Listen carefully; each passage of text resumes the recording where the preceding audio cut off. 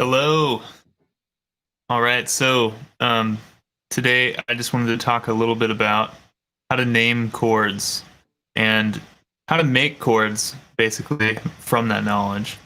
So, I'm just going to work in the key of A and give you the method for it, and hopefully, the systematic understanding.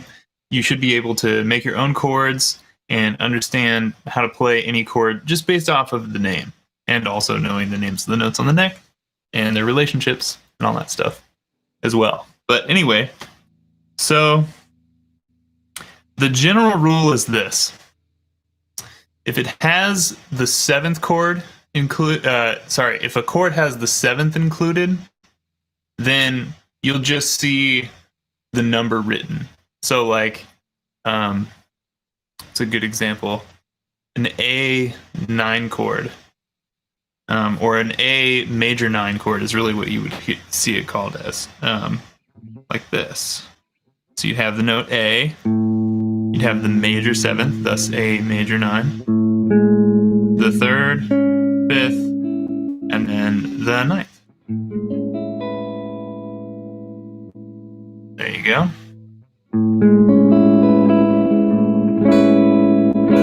That's kind of a weird voicing that I don't really normally use, but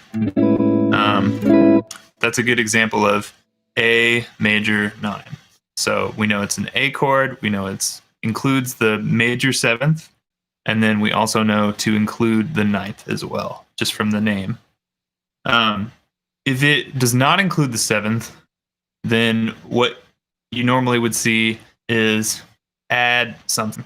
So A add 9 would not have the 7th in it. So in that case, we would have the root, A, 3rd, 5th. So root, 3rd, 5th, and then we would have the 9th. A add 9. A major add 9. Or sorry, A major 9. A add 9. One of them has the 7th, one of them does not. That's really the major distinction, and that goes for major chords, minor chords, and dominant chords have the 7th no matter what. So they're slightly different, but not really that different.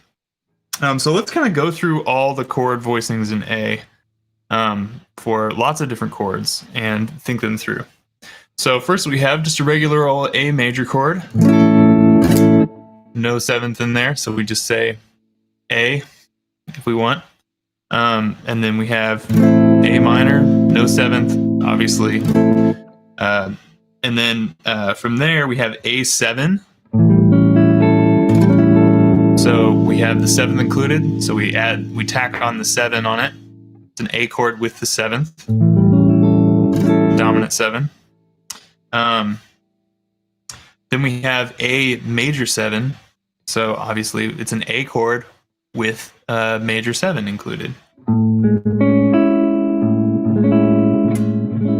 So this is the typical voicing that you see for major 7th chords with the root on the E string.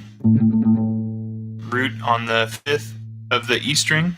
The major 7 is on the 6th of the D, playing that with my ring. The 3rd is on the 6th of the G string, and I'm playing that with my pinky. And then the 5th is on the 5th of the B string. A major 7. A minor 7. So it's A with a minor 3rd and the 7th. This is typically how you see minor 7ths played. Or this is how I recommend everybody plays these chords. So my middle finger, 5th on the E string, and then my ring is barring across D, G, and B, all on the 5th fret.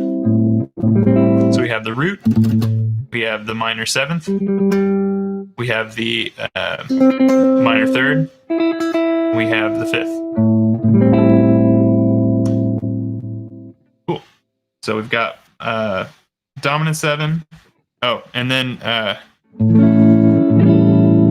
dominant seventh chord.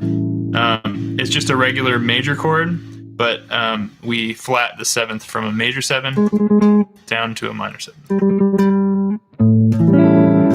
The difference being we still have that major third. Okay, so we got major, minor, and then if we go back to that major voicing, we got dominant seven, we got major seven, we got minor seven. So those are all your basics.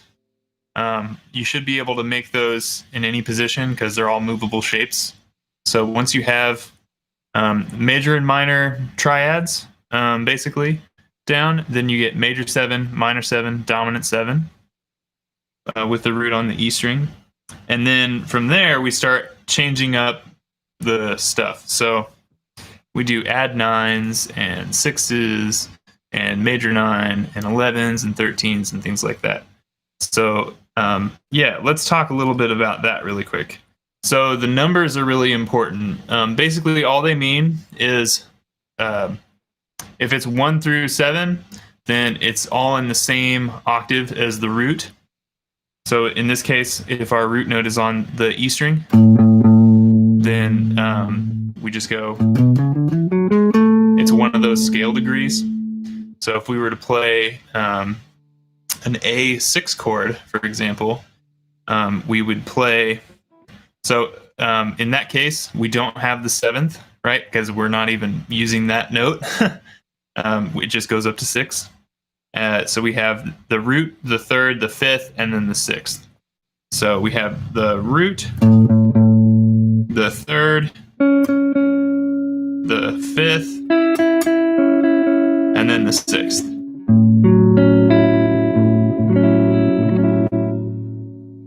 So middle on the root, my index finger is playing the 4th fret on the D for the 6th scale degree. My pinky's playing the 6th fret on the G, and my ring is playing the 5th fret on the B string. And that's an A6 chord. Sometimes you'll see that as an A major 6th, written that way. But there's no 7th in it, so I just call it an A6. And I believe that that is actually the correct way to notate that chord.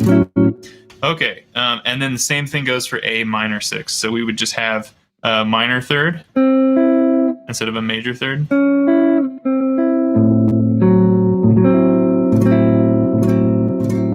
So the only thing that changes there is the note on the G string. So it goes from being on the 6th fret to the 5th fret. Cool. So that's A 6 and then A minor 6. And then, yeah, now we get into what are called the upper extensions. And what those notes are the notes that are in a higher octave than the root note. So that, obviously, an octave is numbers 1 through 8. And then the upper extensions would be notes 9 through 16. Obviously, you pretty much never see 16, but a lot of times that you just include the octaves and you don't notate them. But anyway, yeah, the interesting notes. Let's get to those. So, what's a good one to start with? So, like with dominant chords, the blues chords, like A7, like I was saying before, you see like A 11 or 13 notated without any kind of indication on the 7th because you know it's a dominant chord, so it has to have a 7th. So the way that you would play those is, let's start with A11. Okay, so let's start in the higher octave, obviously. So play the major scale up to the note 11. So we got 8, 9, 10, 11. So the way that you would play that... Would I even play that?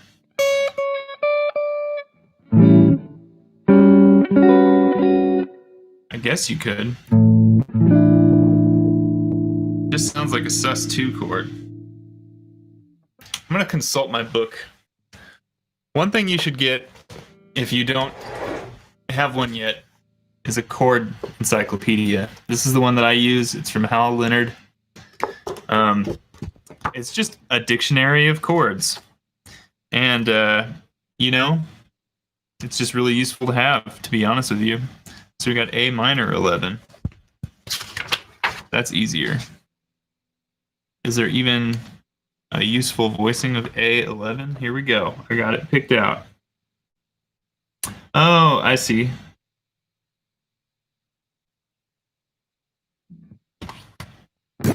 So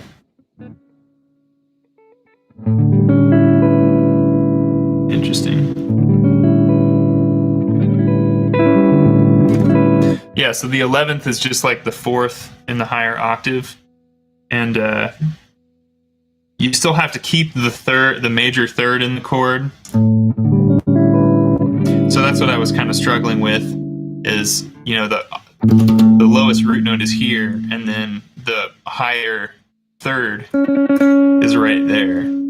So I don't want to, you have to have a third in there. So I was wondering how to include both the 11th and the third. But the way that they do it in this chord encyclopedia is you just play the 4th in the lower octave, which is fine.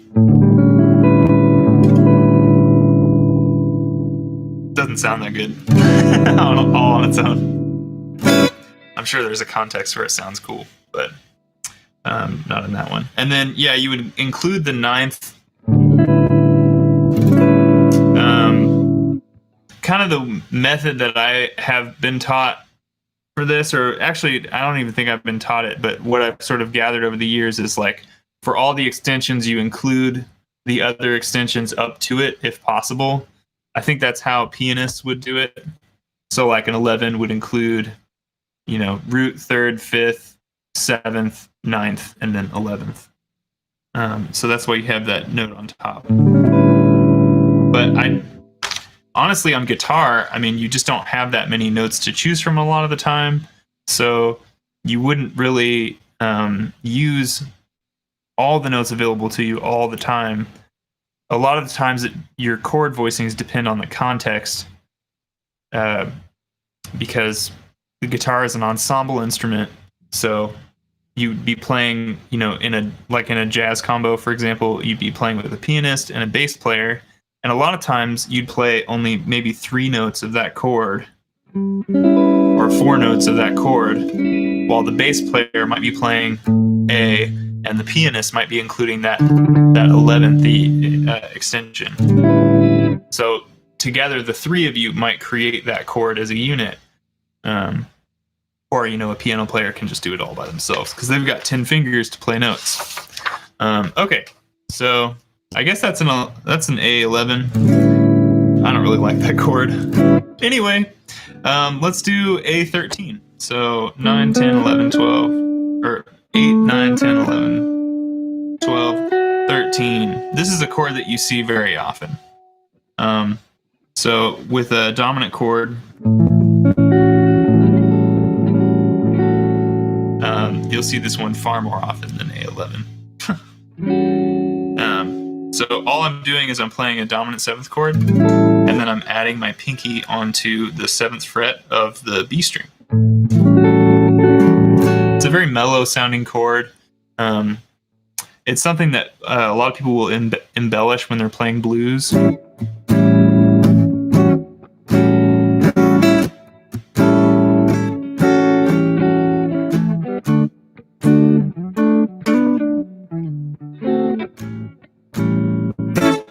So that's when you could use an A13 chord.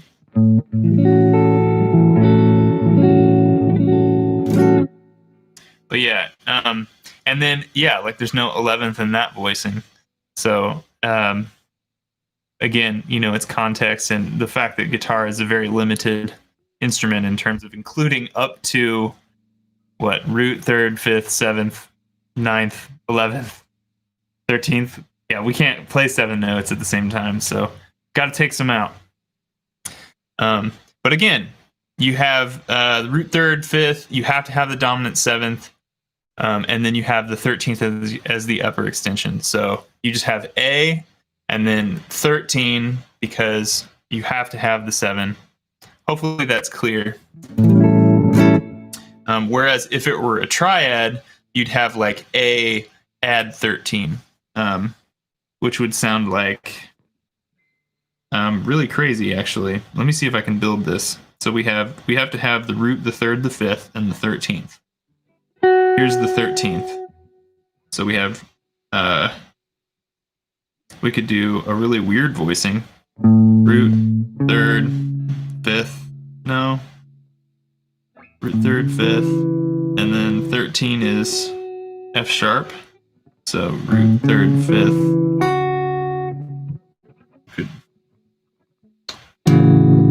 This is part of the process of, expanding your chord knowledge, is kind of figuring out chords on your own and building them. Because you can really build them so many different ways. As long as you know where the names of the notes are on the neck, then you have everything that you need to be able to build any chord that you want, as long as you understand the theory. So, okay. So A13. How would you do A add 13? How about that? Yeah, there we go.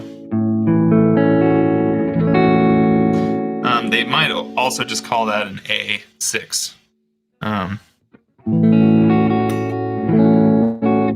Because, well, yeah, I don't know. 13, 6 makes sense to me. Or add 13, 6 makes sense to me. So yeah, those are the extensions that you would normally see, are 9, 11, and 13. And again, if it's if you're basing it off of a triad, then you would do add whatever number. Or if you're basing it off of a 7th chord, then you would do, major such or minor such. Or you would just have the numbering in the case of a dominant chord. So hopefully that clears a lot of stuff up. I'm going to try and build some chords. I have this book of chords in front of me, and I'm just going to look at the title of them and pick a good chord to try, and I'm going to think it out loud, and hopefully this will help you understand the system that I use to build chords. All right, here we have a really good one. So this one is A minor major 7. Major 7 is in parentheses. I remember the first time I saw this chord in jazz band, I was like, what is that? It's not even possible. How can a chord be major and minor? So let's think about it out loud. So we have A minor. So we have to have an A minor triad, right? So in this case, we have like root, third, fifth, or there's our A minor triad. But then we have to have a major 7. A major 7 is a half step down from the octave. So one thing we could do is we could take this root in this octave. We could lower this note that I'm playing on the 7th fret to the 6th.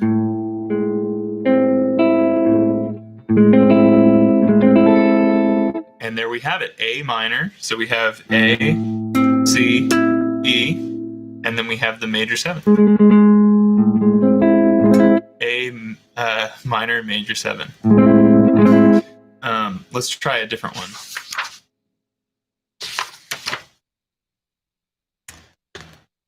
A major 13. That's a good one.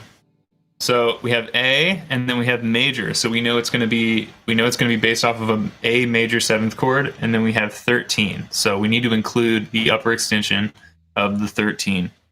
So let's think about where 13 is. 8, 9, 10, 11, 12, 13. Okay, so we've got to have a major 7, and we have to have that 13 in there. The most important notes that we need to have are going to be the root, obviously, the third, so we know whether it's major or minor, and then the 7th, so that we know it's a major 7th, and then the 13, because that's the color that we want to add. So those are the 4 notes we have to have on guitar. We usually don't need to have the 5th because again, we can only play so many notes. We're not pianists. So we got root. We got to start with a low root. And then we have to have a major 7. And then I'm just going to drop the 5th because for a 13, normally the 5th is right here, but we have to include this upper extension note. So I'm just going to go root, 7th, 3rd, 13. And there we have it.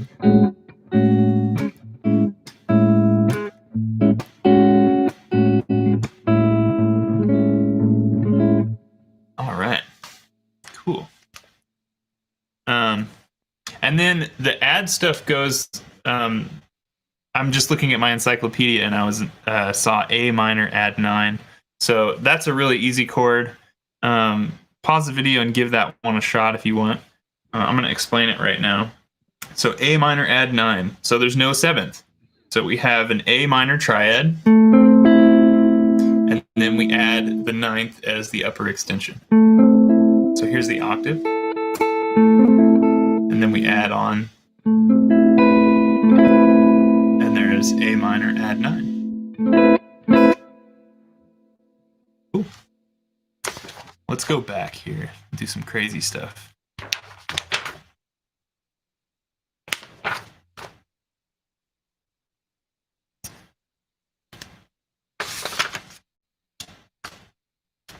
So we still need to talk about diminished chords.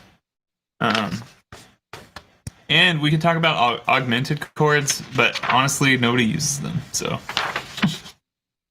augmented chords have a plus sign next to them, and then diminished chords have like a little degree symbol next to them. So I'm just going to go over diminished chords really quick. So you have diminished triads, and then you have diminished 7th chords. A diminished triad has a root, a flat 3rd, and a flat 5th. And then a diminished 7th has a root. Is that true? Yeah, a root, a flat 3rd, a flat 5th, and a double flat 7. So yeah, let's try and build them from A. So A diminished, root, minor 3rd, flat 5th. So that's my pinky's on 7 of D, my middle is on 5 of G, and then my index is on 4 of B. Fun fact about diminished chords, this goes for diminished 7th or triads. The diminished scale is completely symmetrical, and what that means is that it just repeats itself over and over again. So what we can do in this case is we can just go to the next place that the scale just repeats. On guitar, that just means 3 frets up, or the distance of a minor 3rd. Oops.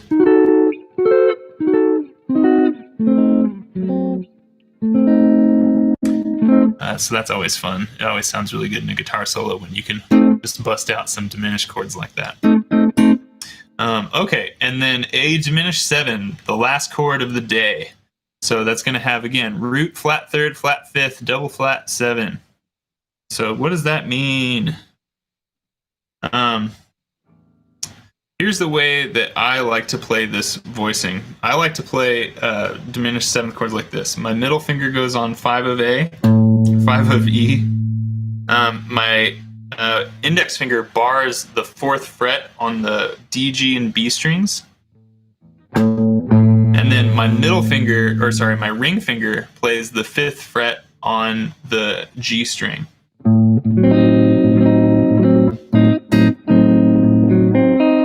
So again, middle on 5 of E, index bars D, G, and B on the 4th, and then my ring plays 5 on the G string.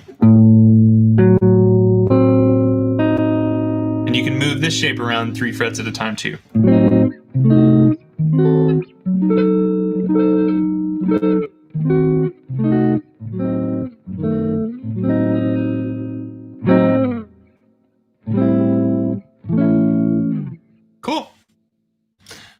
right, so that's how you name chords. That's like the whole methodology behind it. All you really need to know is the recipe for how to make chords. So root fifth, third, or root third, fifth, seventh, and then the upper extensions 9, 11, 13. And then we didn't really get into sus chords, but that's pretty easy. We can do that another time if you really want. But yeah, that's most of the stuff. And then from there, you can just sharp it or flat it. So you just move like a sharp 9. You take the 9th and you move it up a fret, or a flat 9, you move it down a fret. Surprise, surprise. So anyway, I hope this has been really informational.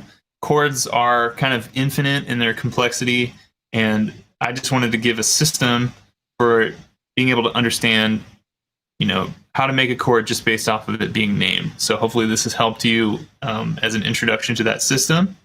And let me know if you have any questions. I'd be happy to answer them. All right, thanks.